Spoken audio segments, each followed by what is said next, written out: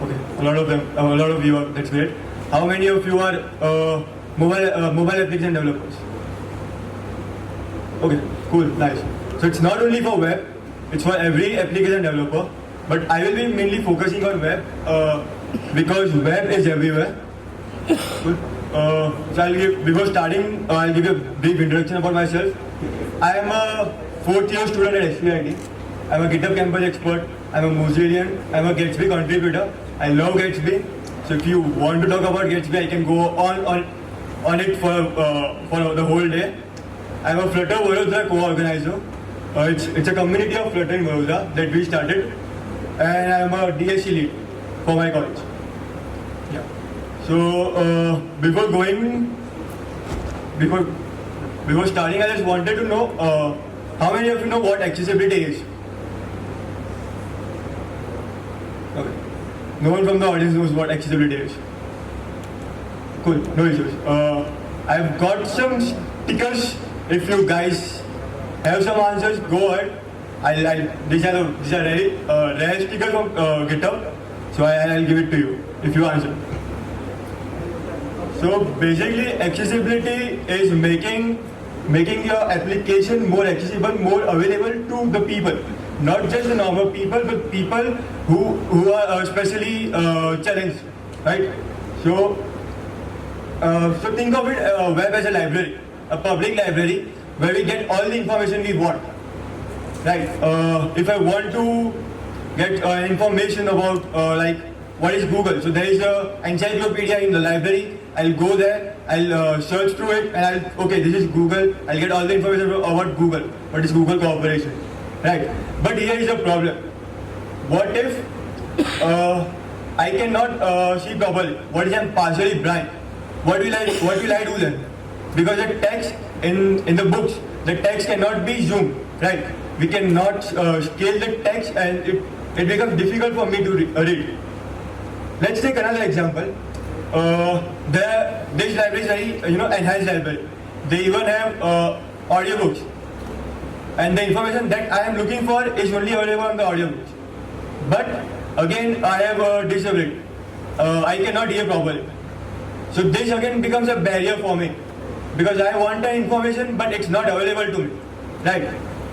So basically, yeah. The another example here is, what if I cannot climb the stairs for the library? So we need to make this ramp so that a ramp for the people, so that it becomes accessible to all. So yeah, there are basically 4 categories that we focus on. The first is visual. Now visual here does not only mean the people who are blind, it also means the people who are partially blind and color blindness. The people who are blind, they use the software like screen readers. The partially blind people use screen readers. Also, they use software which help them to zoom in the screens so that they can read. And color blindness is basically okay. How many of you know what color blindness is? And how many of you are color blind? Oh, see. Okay, that's great. So the problem what with color blindness, they cannot see particular colors.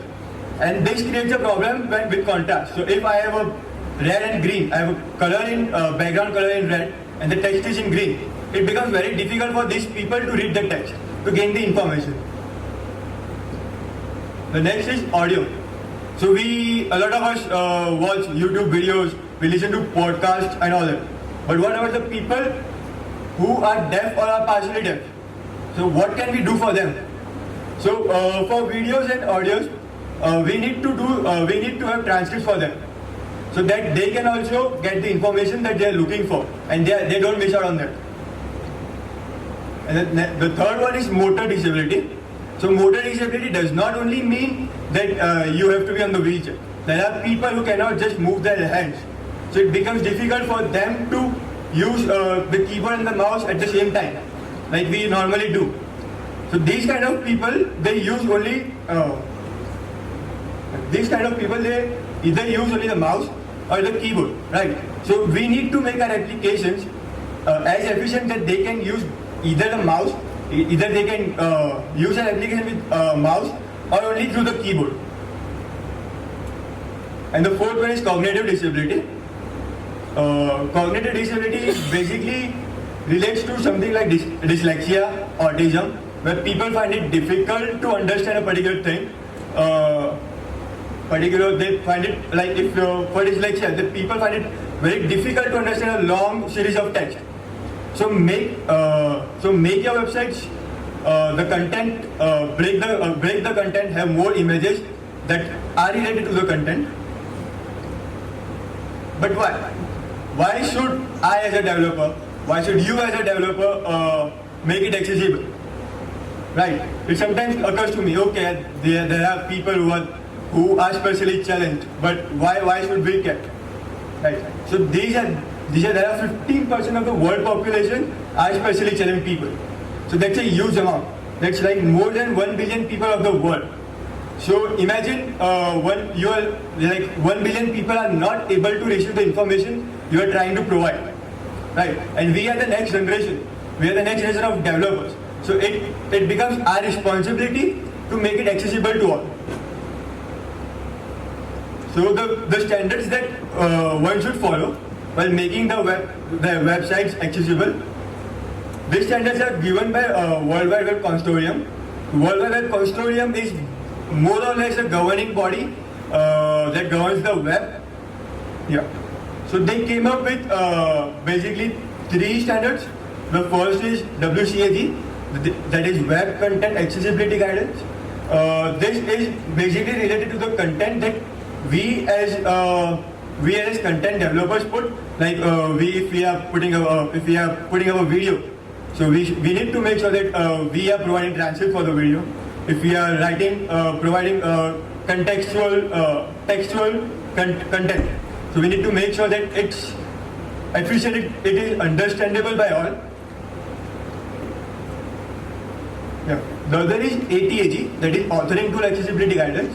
Like if you are developing an IDE, like if you are developing a VS Code, if you are developing a plugin for VS Code, so you need to make sure that those IDEs, those platforms that you are developing, the software that you are developing should be accessible by everyone.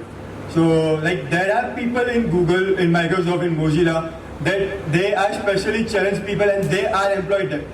Right. So you can imagine like those kinds of people use the normal IDEs. So we need to make our software accessible for them. The last one is the User Agent Accessibility Guideline. This is basically the renderers that the software that renders the web content. So a web browser is a very great example for this. So we need to even make sure if you try to use a web browsers with screen readers, or even when you are doing accessibility testing that I will be showing, you need to make sure that your web browsers are accessible, or any other software that is rendering the web content is accessible. So WCAG, I will focusing on WCAG. So WCAG has 4 principles. The first one is perceivable. We need to make sure that the content is perceivable by all. The next is operable. We need to make sure that it is operable by both keyboard and mouse. And if I am not able to use a mouse, I should be able to operate my web app through a keyboard itself. The third one is understandable. The structure of your website should be understandable. We need to make sure that we are using the right tags. Okay. How many of you know about header tags? Okay. Can anyone explain me why there are different header tags? Anyone from the audience? Why there are different header tags?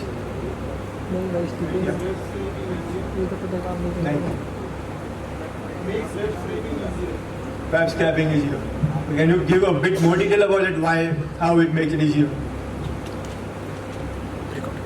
Actually, in web scraping, when we are writing a Python program, we have to search for tags so that we can scrape each part of the web page has a different, each part or a block or division has a different type of name.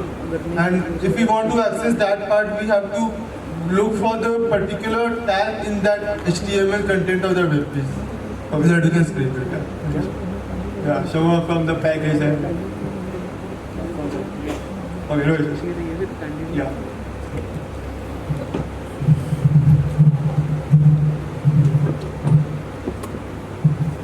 When I was using some automation techniques such as Selenium, then there also, if we want to search something in website automatically, not manually, then we have to search that tags, and then through that we can go ahead and do the searching and automate and check whether there is any flaw in our website or if there is some error. Yeah, absolutely.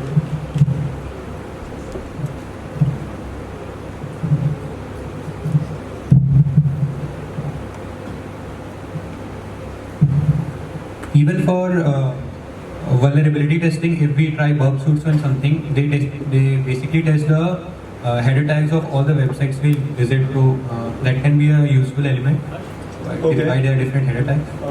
Okay, so what I am looking here, okay, you all are right, but what I am looking here is the header tags are basically what I used to practice as a web developer is I used to randomly select, okay, H5 as a smaller font size. So I'll use H5, I'll not use H1. Although I should use H1 because that was the main title of my content.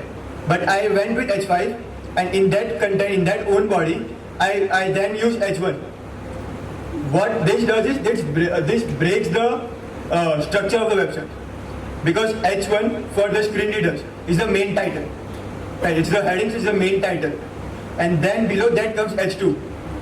Then H3, H4, H5 and H6. So this is what it means by understandable. This is what it means by to have a structured website. And the fourth one is robust. Your website should not only work well on your PCs, but it should work well on different devices like iPads, iPhones, normal mobile phones, and yeah. So there are basically three tools that I'll show a demo on. The first one is Accessibility Insights. This is a tool developed by Microsoft. This tool will give you a detailed information about how you should go with testing. What are the different tests that you should do? The fourth one is Wave. This tool is developed by WebAIM. This tool gives a pretty good information. It also covers everything, and the best thing I love about this tool is it gives you pretty good information about the structure of the website. So if we want to then test about the structure, like is our website structure correct or not? So we use WebAIM, we use Wave, and the most famous one is Lighthouse. Do you know about Lighthouse? Web developers. Yeah. So have you done any testing on Lighthouse? Using Lighthouse, performance testing. Yeah. So Lighthouse also has an accessibility testing. So it gives you a quick overview when we do a testing, and So I'll show you how it's done. So yeah. Recently in June we did a bootcamp on Flutter in Vadodara. So we developed a website. We did it in just 2 months, and I'm not proud of this website because it has a lot of flaws, and I'll show you. So what I did was I opened the console panel. I went to the audits tab, and since I just want to focus on accessibility, I only selected accessibility, and now I'll just do run audits. So it's taking the test, and if you see the accessibility score here is only 57, which is like very poor. The maximum score we need to get is 100, right? But here we only have 57. So this tool also gives us what are the flaws that we made. So when I scroll down, it's visible at the back, right? Okay. So when I scroll down, it says with the background and foreground colors do not have a sufficient contrast ratio. So it's suggesting me that there is some contrast ratio between the colors. So when I click on it, it will give me the elements, okay? Which are the elements that have this issue.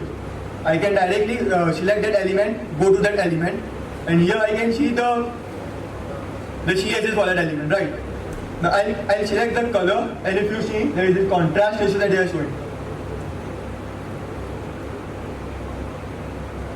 The contrast ratio, it says is 3.68. The best practice is to have a contrast ratio between text to background color is 4.5. 4.5:1. So when I just select it, yeah, it gives me a line, right? It gives me a line that the colors that are above this line are not sufficient. They are not up to the mark. So what I'll do, I'll just drag and drop it here, and if you see now, it shows me okay, the contrast ratio is 5, it's 5.36, and it's good to go.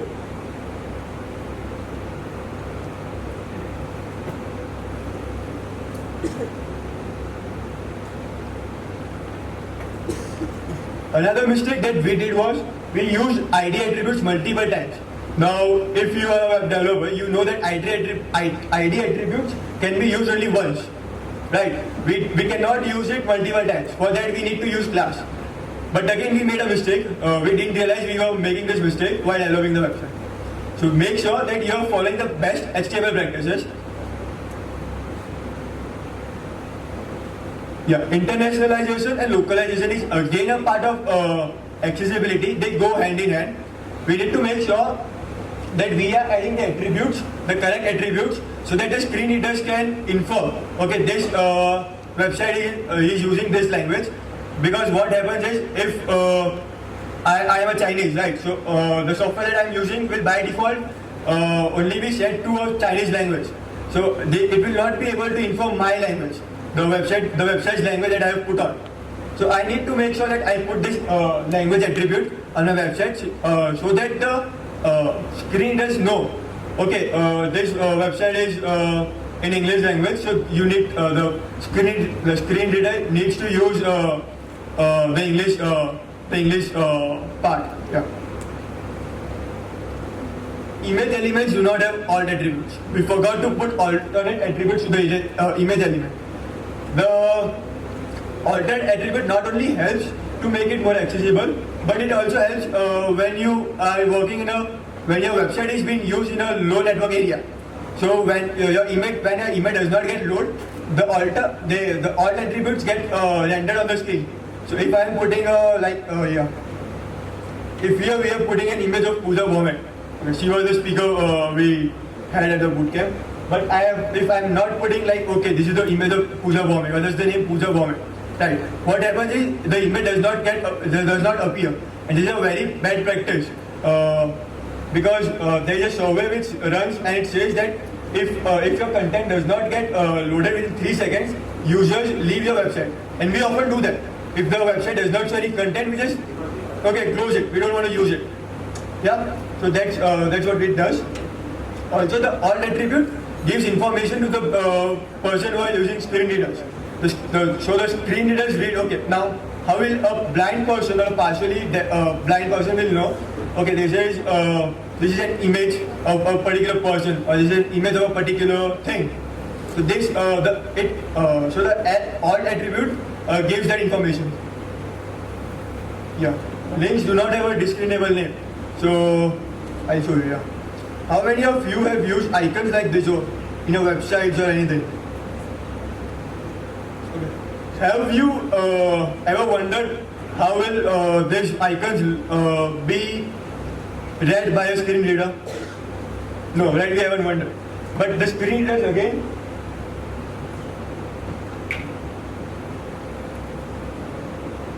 The screen readers again cannot read the icon like it's a Twitter icon or it's a LinkedIn icon, right? So we need to make sure that we add that label tag. So even if we are using an image for link, we need to make sure that we have a label tag in a link, in an anchor tag as well, so that people can understand, the screen reader can understand, okay, what is this link for? Okay, I'll do a quick demo of accessibility insights also. So yeah, accessibility insights has a Chrome extension. So I just install that extension from the website, and I'll do an assessment. So we will start a new assessment, and I'll want to just show you how you can test a keyboard accessibility if your website is accessible with the keyboard or not. So I'll only give you an example of keyboard navigation. So I'll start with visual helper. So this gives me a visual outlook of what is happening over here. So when I press tab, so if you see it shows me like where is my tab key going, from where to where it's going. This also helps me to understand, okay, this is the structure of my website. If a user is using his keyboard, like from which link to which link he will be going next. So this way you can also set the order of your link.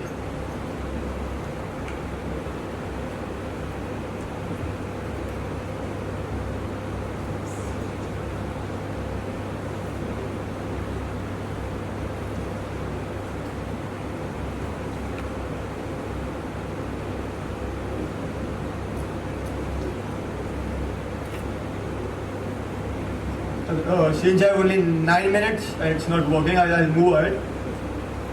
I wanted to show you a demo of Wave, how Wave is used. But we'll move ahead and we'll see if we can win it.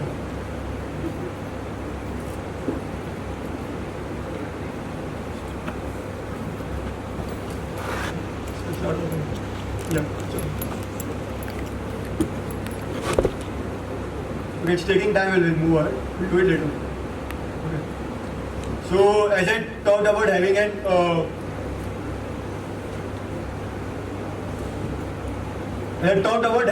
attributes to image element.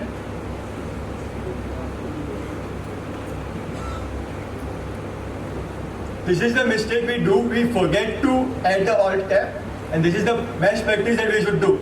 So if I am adding a logo of GitHub, I need to make sure I am having an alternate text and it says logo of GitHub or whatever image it is. It should basically describe it in a very few sentences, not even sentences in words. Yeah. Now, if I am using an icon for GitHub, my GitHub link, but now the anchor tag does not have an alt attribute like we have in the image tag. So what we should do is, there is something called ARIA attributes. There are multiple ARIA attributes. So one of them is ARIA label.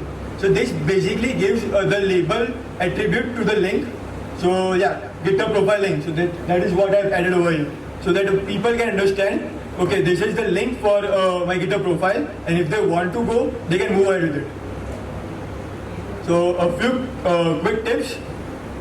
Keyboard interactivity. Make sure that your website is not only accessed through the mouse, but it is accessed through keyboard. Do a test, keyboard test. Resizable text. Make sure that you do not restrict it, that the text cannot be zoomed in, and it makes difficult for the people to zoom in and understand what the content is.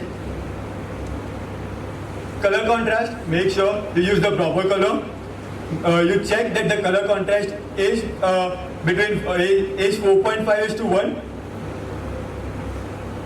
Consistent navigation, the user should have a consistent navigation. It does not. The user should, if the user is in the navigation bar and he is trying to go through the different navigation options from home to like if you have a navigation bar with home, contact, about, yeah.